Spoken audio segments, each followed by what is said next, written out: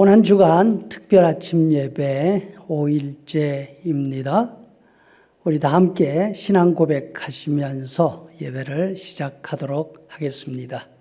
나는 전능하신 아버지 하나님 천지의 창조주를 믿습니다.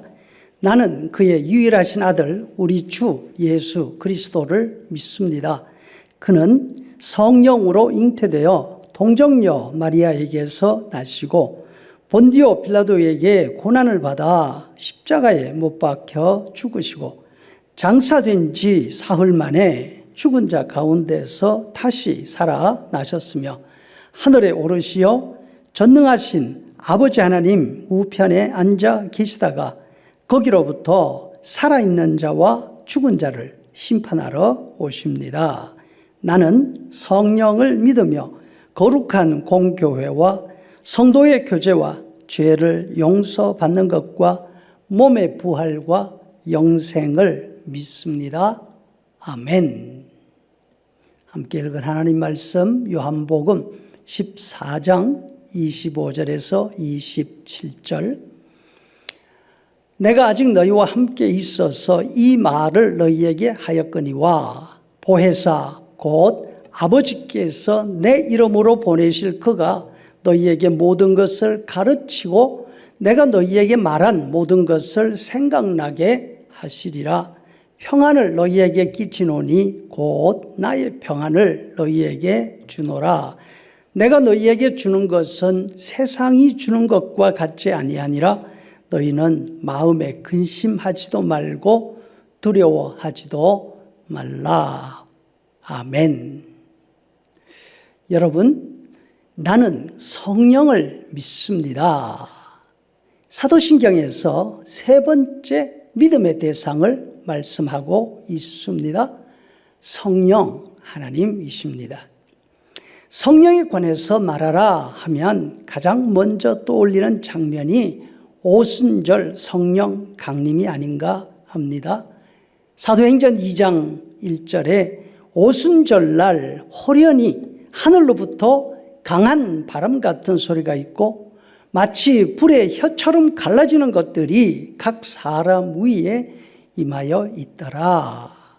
오순절 기도하는 성도들에게 강한 바람처럼 갈라지는 불꽃처럼 각 사람 위에 성령님이 내려오셨습니다. 성령님은 성부 하나님, 성자 예수님과 함께 동일하신 하나님이십니다. 그러면 우리는 한 분 하나님이 아니라 세 분 하나님을 믿는다고 고백하고 있는 것입니까? 그렇지 않습니다. 성경이 말씀하시는 하나님은 한 분이십니다. 신명기 6장 4절 이스라엘아 들으라. 우리 하나님 여호와는 오직 유일한 여호와시니 너는 마음을 다하고 뜻을 다하고 힘을 다하여 내 하나님 여호와를 사랑하라. 또 10계명 가운데 첫 계명에서 너는 나 외에는 다른 신들을 네게 두지 말라 하십니다. 그러면 한 분 하나님과 성부, 성자, 성령 세 분 하나님, 이 부분을 어떻게 조화롭게 설명할 수가 있습니까? 안타깝게도 이 점은 사람의 머리로 설명할 수 있는 내용이 아닙니다. 우리는 지혜와 능력에서 아주 제한적인 사람, 인간이지 않습니까? 이 세상에서 일어나는 자연 현상만 해도 다 이해하거나 설명하지 못하는 부분이 얼마나 많은지 모릅니다. 이럴 때 사람들이 할 수 있는 일은 그 현상을 인정하는 것 뿐입니다. 도무지 이해되지 않지만, 도무지 설명할 수 없지만 부정할 수가 없습니다. 있는 그대로 받아들여야 합니다. 이런 현상을 뭐라고 합니까? 기적이라 합니다. 신비라 이렇게 말합니다.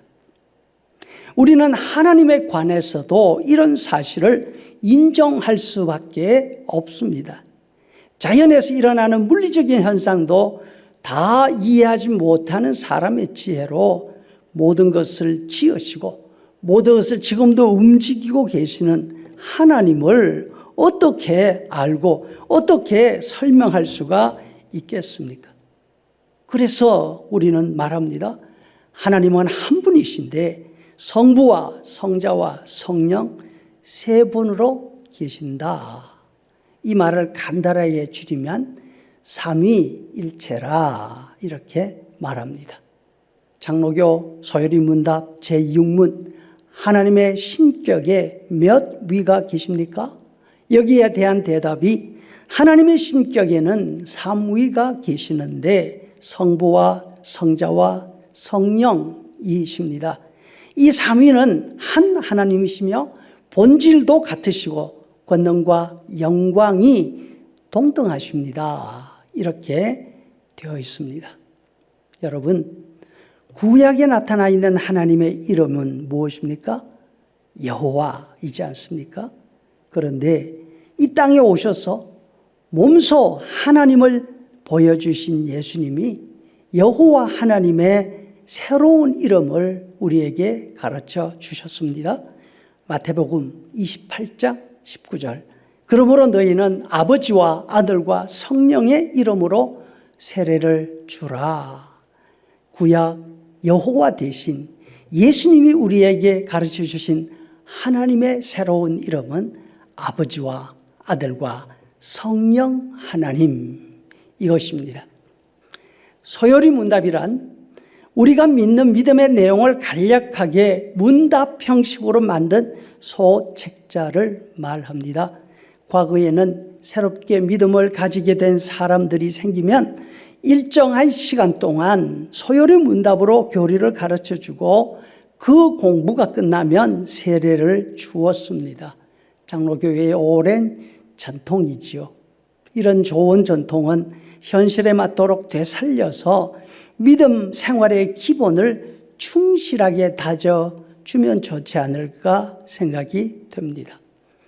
그런데 사도신경 3위 하나님에 관한 내용에서 성령에 대한 내용은 나는 성령을 믿습니다.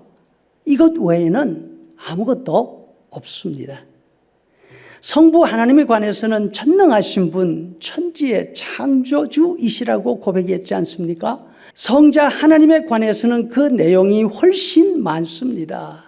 예수님, 그리스도, 하나님의 외아들, 우리 주, 그리고 상당한 분량으로 이 땅에서의 삶과 부활 이후의 삶을 설명하고 있지 않습니까?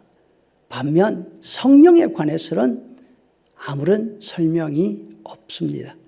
같은 삼위 하나님이신데 어떻게 이럴 수가 있습니까? 그 이유는 성령님의 성품 때문에 그렇습니다. 성령님은 겸손하시고 신비로우신 분이십니다. 너무나 신비롭게 일하시기 때문에 눈에 잘 띄지가 않습니다. 예수님도 성령님에 관해서 이렇게 말씀해 주셨습니다. 요한복음 3장 8절 바람이 임의로 불매 네가 그 소리를 들어도 어디서 와서 어디로 가는지를 알지 못하나니 성령으로 난 사람도 다 그러하니라. 예수님과 성령님은 동일하신 하나님이십니다. 서로 너무나 잘 알고 있으신 분입니다.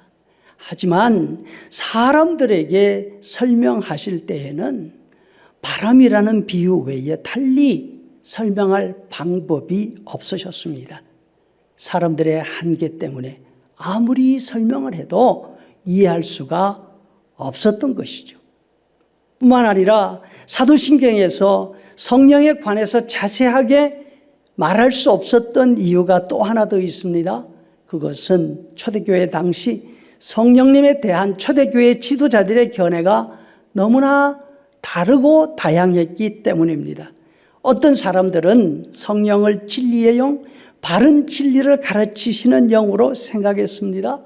어떤 사람들은 은사나 강력한 능력으로 이해를 했습니다.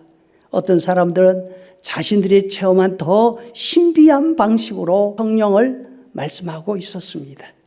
이런 현상은 초대교회 때에만 있었던 것이 아닙니다. 현재에도 성부 하나님과 성자 예수님에 관한 내용은 대체로 일치되고 있지만 성령님에 관해서는 너무나 다르고 너무나 다양합니다. 그렇다고 해서 성령님의 존재, 성령님이 일하신다는 사실을 부정할 수는 없습니다. 성령님은 계십니다.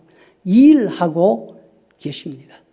그런데 대부분 너무나 조용하게, 너무나 은밀하게 일하고 있으십니다. 하나님이시지만 자신을 드러내지 않으십니다. 성삼위 가운데서도 자신의 이름을 드러내지 않으시고 하나님의 영, 예수님의 영 이렇게 말씀하고 있습니다. 신자들 안에서 일하실 때에도 자신의 방법을 고집하지 않으시고 철저하게 신자들 각자의 필요에 따라 필요에 맞도록 일하고 있으십니다. 그 결과 성령님에 관한 사람들의 견해가 다를 수밖에 없습니다. 심지어는 어떤 사람들은 마치 자신이 성령님을 부릴 수 있는 것처럼 생각하기도 했습니다. 하지만 만약 그와 같은 생각으로 성령님을 대한다면 베드로 사도가 사마리아의 마술사 시몬에게 말한 것처럼 하나님을 모독하는 큰 잘못을 범하게 됩니다. 사도행전 8장 20절 베드로가 이르되 네가 하나님의 성령을 돈 주고 살 줄로 생각하였으니 네 은과 네가 함께 망할지어다. 예수님께서 벌하신 후 다시 하늘로 올라가십니다. 하늘로 가시면서 제자들에게 그들을 보호자 없는 고아처럼 버려두지 않으시겠다 약속을 해 주셨습니다. 하나님 보좌 우편에 앉아 계시면서 하나님의 영이자 예수님의 영이신 성령님을 우리에게 보내주셨습니다. 예수님이 우리에게 약속하시고 보내주신 성령님은 우리와 함께 계십니다. 요한복음 14장 16절 내가 아버지께 구하겠으니 그가 또 다른 보혜사를 너희에게 주사 영원토록 너희와 함께 있게 하시리라. 예수님이 이 땅에 계실 때 말씀하시고 가르쳐 주신 내용들, 하나님에 관한 말씀, 예수님에 관한 말씀, 세상과 죄와 구원에 관한 말씀을 성령님이 우리에게 생각나게 하시고 깨닫게 해 주십니다. 요한복음 14장 26절 보혜사 곧 아버지께서 내 이름으로 보내실 성령 그가 너희에게 모든 것을 가르치고 내가 너희에게 말한 모든 것을 생각나게 하리라. 마지막으로 아무리 깨달아 안다고 하더라도 인간의 한계와 아담의 죄성으로 인해서 우리는 깨닫는 만큼 믿음대로 살아낼 재간이 없습니다. 그래서 우리와 함께 계시는 성령님께서 우리와 함께 또 우리를 대신해서 아버지 하나님께 기도하십니다. 로마서 8장 26절 이와 같이 성령도 우리의 연약함을 도우시나니 말할 수 없는 탄식으로 우리를 위해 친히 간구하시느니라. 예수님 보내주신 성령님이 함께 하시고 모르는 것을 깨닫게 해주시고 연약한 것을 도우시며 위해서 기도해 주신다면 그 결과가 무엇입니까? 그것은 바로 예수님이 우리에게 주신 평안을 누리는 것입니다. 성령님이 주시는 가장 큰 선물은 하나님을 알고 예수님을 믿는 신자들이 어떤 형편 가운데 있든지 세상이나 죄를 두려워하지 아니하고 평안을 누릴 수 있는 이것입니다. 평안을 너희에게 끼치노니 곧 나의 평안을 너희에게 주노라. 내가 너희에게 주는 것은 세상이 주는 것과 같지 아니하니라. 너희는 마음에 근심하지도 말고 두려워하지도 말라. 아멘.